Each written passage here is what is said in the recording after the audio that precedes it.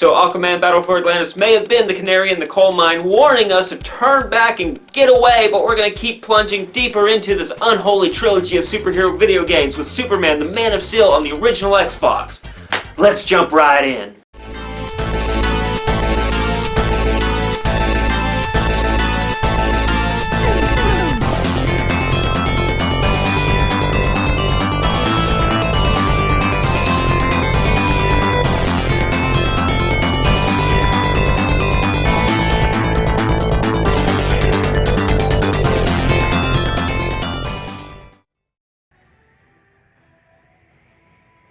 Superman, the Man of Steel is an action-adventure game developed by Circus Freak and published by Atari/Infro Games for the original Xbox. Based on DC's character Superman, which I don't know why I have to state that, but here we are. Just like Batman Dark Tomorrow, Man of Steel was based on the current run of Superman comics of that time. Also, like Dark Tomorrow, Scott Peterson was the writer for this game. With these tidbits done, let's see if Superman can leap to greatness and save us from what so far has been a shitfest league of superhero games in this review. Controls aren't bad. They aren't great either, as Superman handles a little wonky and stiff sometimes when fighting, flying, or grabbing a large item to carry from point A to point B. Aside from that, the controls handle decently. The camera is great considering the last game nearly broke me with its needless angle changes. The gameplay, however, is just one notch above watching paint dry. You play as Superman with all his amazing powers at your disposal. You are dropped into a big metropolis and later in the game, space/other planets and dimensions. What do the developers do with all this potential? Squander it, of course! One common theme throughout this game is to have Superman fly across Metropolis, putting out fires with his frost breath, saving citizens by flying them away from danger, chasing down criminals, apprehending them and taking them to the police, resetting towers in the city, and also fighting legions of Brainiac 13's robots that are color-coded and only one of Superman's powers can defeat them. You have melee, heat vision, and ice breath. Yellow enemies are defeated by melee attacks, except for blue discs that spawn robots, and have red targets on them. These are different colors, but melee will still work against these blue discs. Purple requires ice breath and green laser eyes. Now yes, I agree, red should have been for laser and blue for arctic breath, but I don't make the rules, I just play the games. That's how it works. You can use both abilities to stun the robots, giving Supes a chance to land a killing blow with the right color-coded attack.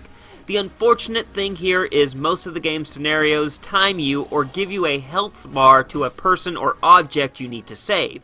You also have X-ray vision, but it is rarely utilized save for searching for bombs or weapons. The combat fastly becomes remedial, broken up by the rare boss battle. Bizarro is the game's first boss. This battle boils down to doing some heat vision and punch spamming to beat him. In fact, this tactic works well for most bosses, but not all.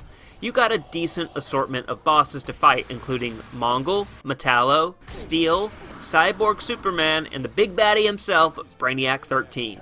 The level design is bland. Sure, the locations change and visually that helps, but the design remains the same with a big open area requiring Superman to fly from one side to the other while he is timed doing redundant busywork over and over level by level until you luckily are given a boss fight level to break up the action. And I use that word lightly. Gameplay isn't bad, just uninspired. 1 bit. I'd buy that for $1. Out of 4.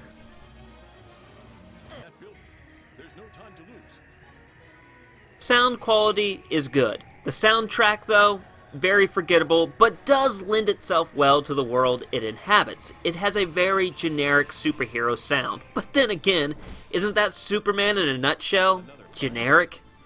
The voice acting is pretty bad. The line deliveries are very corny. Painfully so, actually. Sound effects are of decent quality, though sometimes they seem to be out of sync, in particular during cutscenes. Sound is an unimaginative 1.5 bits. I'd buy that for $1. Out of 4. The CG intro-outro cutscenes are a little rough around the edges, but man, the in-game cutscenes take a nosedive. The animations are awkward at best and cartoonish most of the time. Not to mention the characters are awkwardly placed sometimes in cutscenes, like Superman landing on the ground, but when he's walking around, he is still a good 1 to 2 inches off the ground.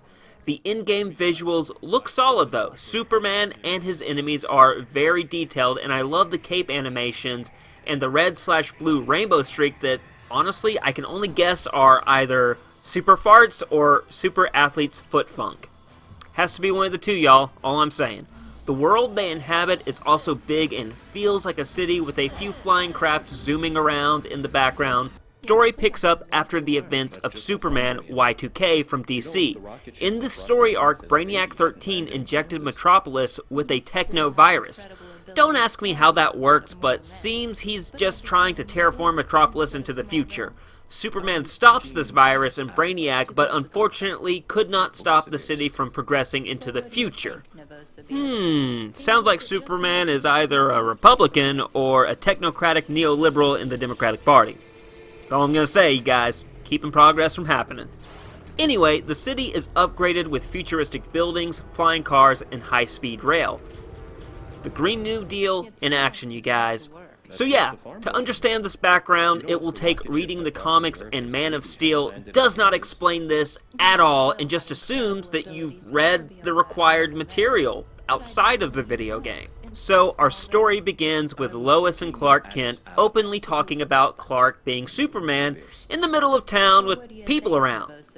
Then again, it's the world of tomorrow and everyone seems to be wrapped up in their devices. I hope we don't become like that in the future. You know what I mean, guys? I mean, that would just be awful. Just terrible. Oh, sweet. Someone shared one of my videos. Oh, boy. Social media. Time for me to get stuck down your rabbit hole for hours. Brainiac then appears and hacks into the city, sowing chaos throughout. This causes Superman to spring into action, having to put out fires, defeating drones, and Bizarro Superman. Because the plot dictates and we can't have the entire game take place in one level, Superman also travels in space, fighting Mongols, stealing tech, coming back to Earth, fighting his buddy Steele, saving Lois from a robot dude, forming an uneasy alliance with Lex Luthor, only to be betrayed, fighting Robot Superman, and then finally defeating Brainiac to save the day and foiling Lex Luthor's ambition for world domination. The story is very cookie cutter, but like Aquaman before, this feels like a comic book story and fits with that rhythm. Unfortunately, really shitty voice work ruins a lot of this story's potential to go from mediocre to decent. Presentation scores high marks for its in-game presentation, but falls flat with the cutscenes and the story overall. 1.5 bits? I'd buy that for $1. Out of 4. Metropolis know there's only one Man of Steel. Ain't that right, Smallville? Metropolis is safe. Yet another Superman game that just doesn't quite get there. This was much better than Superman 64, that is for sure, but still it's boring. So, my final verdict for Superman Man of Steel is a recommended pass for the casual and a possible buy for the hardcore collector, only because, honestly, the box art is pretty rad for this game, and I also like the label art on the CD. It's pretty cool. And for those who want that nice piece of artwork on their shelf to show off, but not necessarily play this boring game, you can find it for around $4 to $7 online. And with that wraps up Superman Man of Steel's 2-bit review. We got one more left in this unholy trilogy, and that is Batman Dark Tomorrow, the infamous Batman game. I will be taking a look at it and hopefully not drinking myself to death while I play it. We'll see, maybe it'll be good. Maybe the other reviewers out there were wrong and I will prove them wrong, or I will end up agreeing with them. We shall see. But until then, if you enjoyed this video, hit the like button. And if you haven't already, hit that subscribe button and ding the bell. That way you don't miss a thing. I will see you guys in the next one. Stay safe and play on.